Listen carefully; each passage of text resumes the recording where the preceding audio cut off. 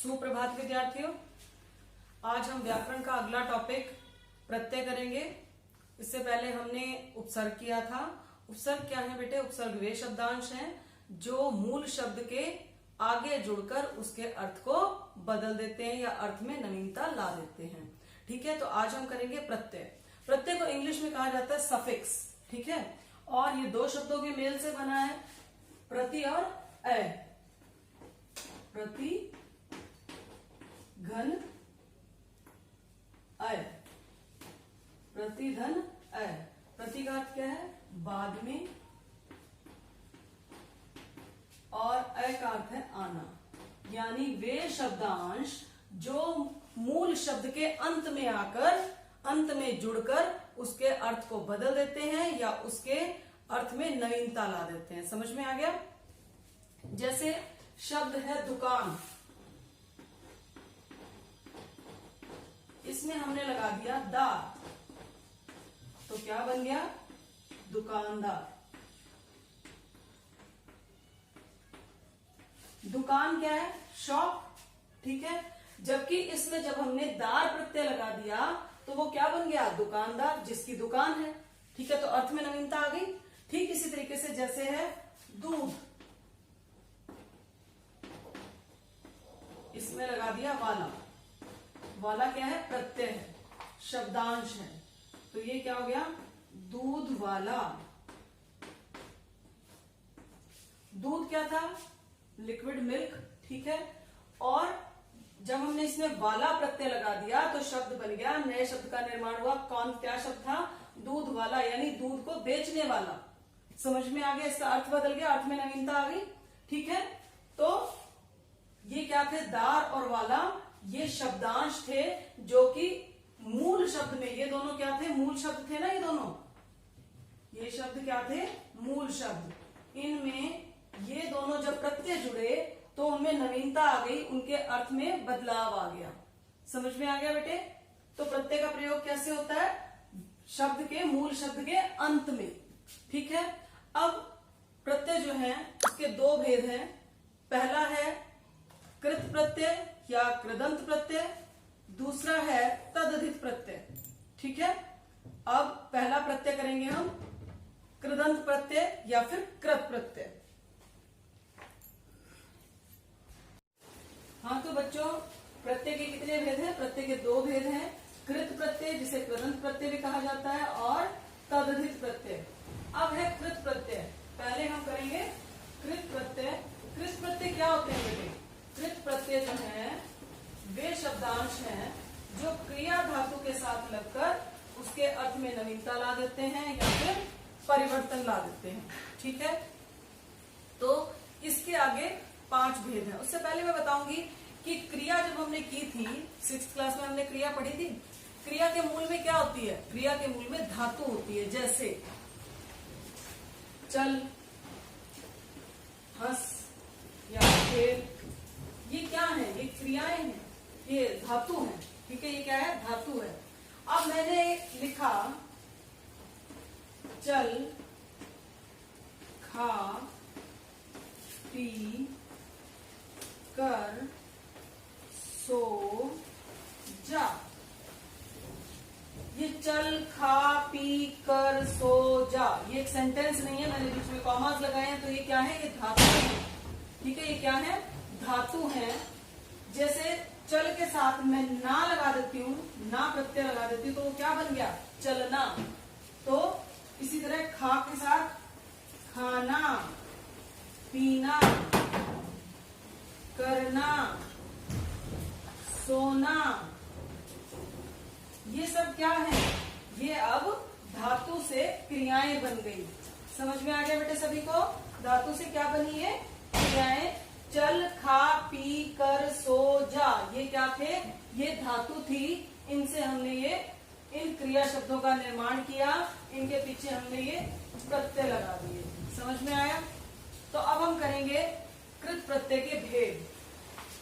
और बच्चों कृत प्रत्यय जो है उसमें कृत प्रत्यय वे शब्दांश है जो क्रिया के अंत में जुड़कर एक नए शब्द का निर्माण करते हैं। वो नए शब्द कौन से होते हैं? संज्ञा या विशेषण होते हैं। करेंगे कृत प्रत्यय के भेद। पहला क्या है? कर्तृवाचक कृत प्रत्यय। तो जैसे कि इसके नाम से ही आपको पता चल रहा है कर्ता, कर्ता। तो वे शब्दांश जो क्रिया के पीछे लगकर कर्ता का बोध कराते हैं उसे हम क्या कहते हैं? उसे हम कर्तृवाचक कृत प्रत्यय कहते हैं। इसका उदाहरण देखिए, जैसे चाल प्लस अक, क्या बना? चालक।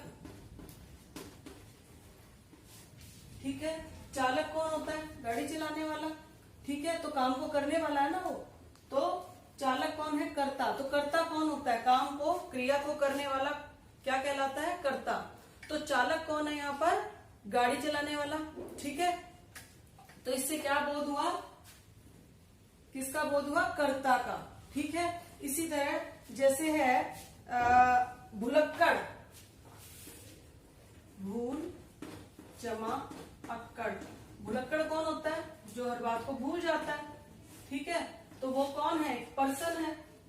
ठीक है, भुलक्कड़। अब अगला है लूट जमा एरा, क्या बना? लुटेरा। तो बेटे देखिए, लुटेरा कौन होता है? जो लूटता है लोगों को। तो लुटेरा भी कौन हुआ? एक पर्सन हुआ। तो वो भी काम को करने वाला यानी कर्ता है। तो कर्ता, इसमें भी हमें कर्ता का ही बोध हो रहा है ना।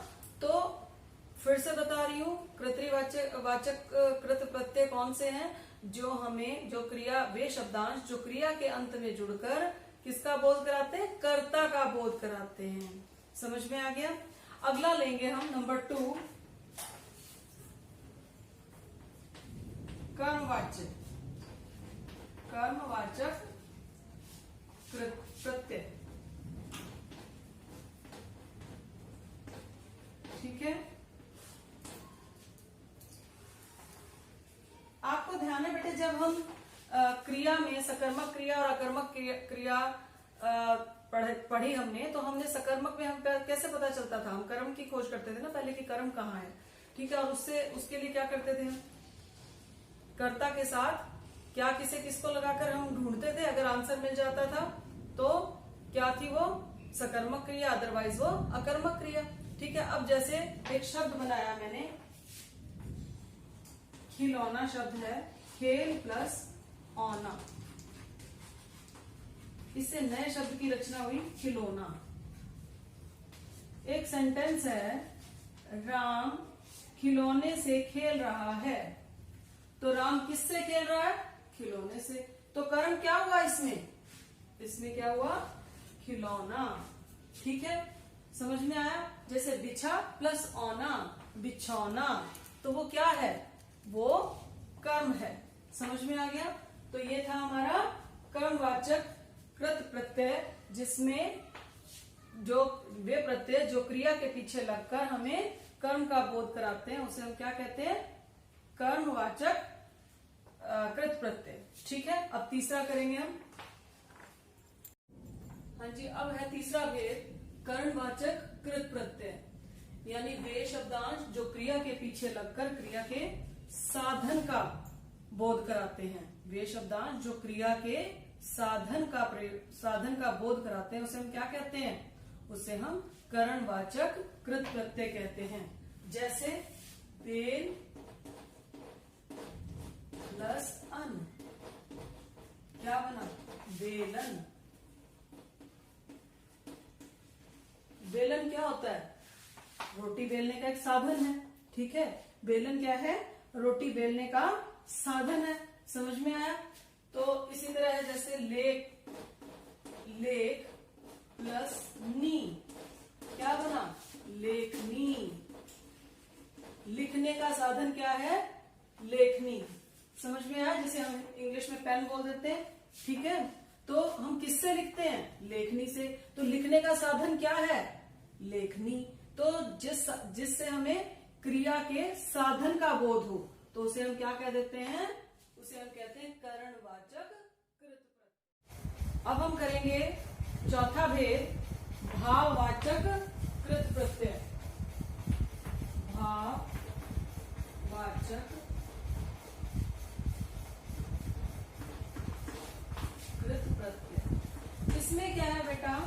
इसमें ये वे प्रत्यय हैं जो क्रिया के पीछे लगकर भाव का बोध कराते हैं।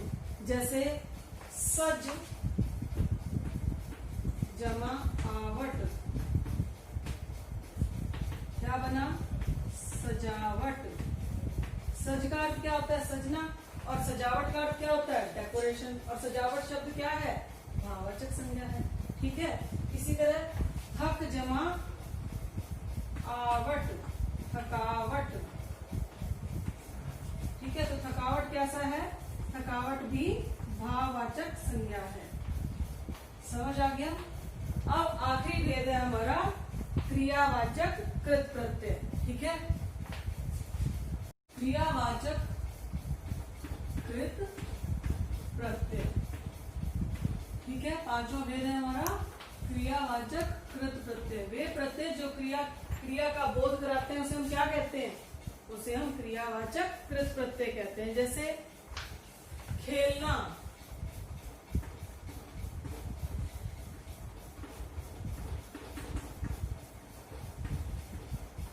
ठीक है।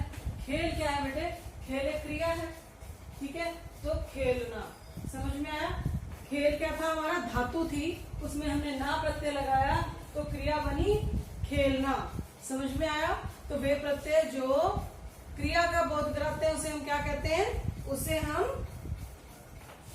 क्रियावाचक कृत प्रत्यय कहते हैं। जैसे बोल, बोल क्या है? धातु है, मूल शब्द है यहाँ पर बोल।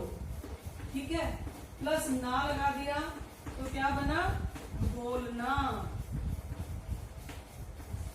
ठीक है, तो बोलना क्या है? क्रिया है। तो समझ में आया बेटे?